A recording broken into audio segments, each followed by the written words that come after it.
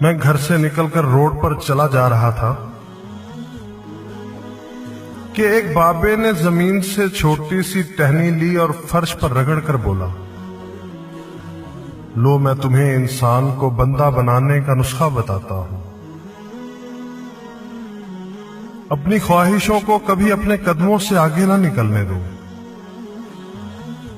جو مل گیا اس پر شکر کرو، جو چھن گیا اس پر افسوس نہ کرو۔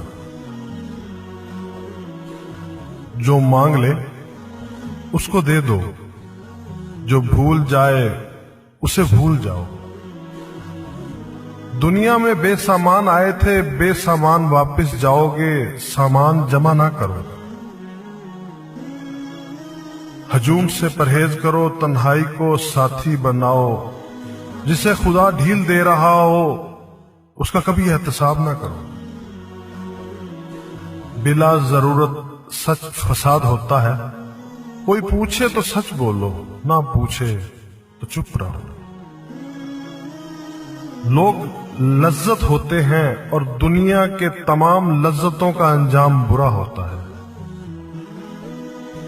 زندگی میں جب خوشی اور سکون کم ہو جائے تو سیر پر نکل جاؤ، تمہیں راستے میں سکون بھی ملے گا اور خوشی بھی۔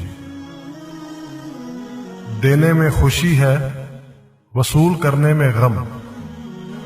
دولت کو روکو گے تو خود بھی رک جاؤ گے، چوروں میں رہو گے تو چور ہو جاؤ گے۔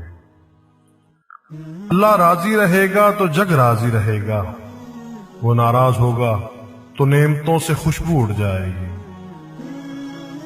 سادھوؤں میں بیٹھو گے تو اندر کا سادھو جاگ جائے گا۔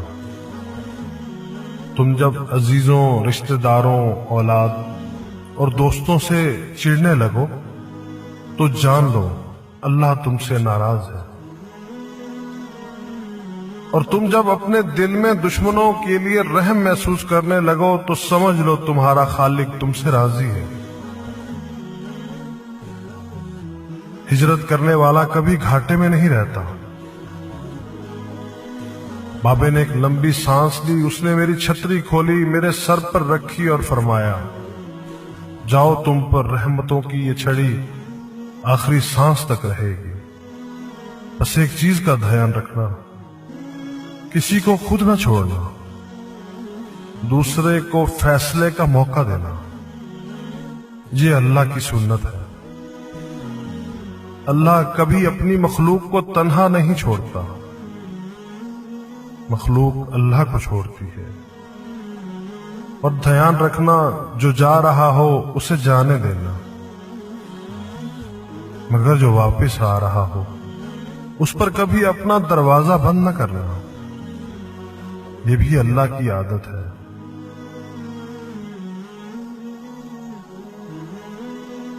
اللہ واپس آنے والوں کے لیے ہمیشہ اپنا دروازہ کھلا رکھتا ہے۔ تم یہ کرتے رہنا، تمہارے دروازے پر میلہ لگا رہے گا۔ میں واپس آ گیا اور مجھے انسان سے بندہ بننے کا نسخہ مل گیا۔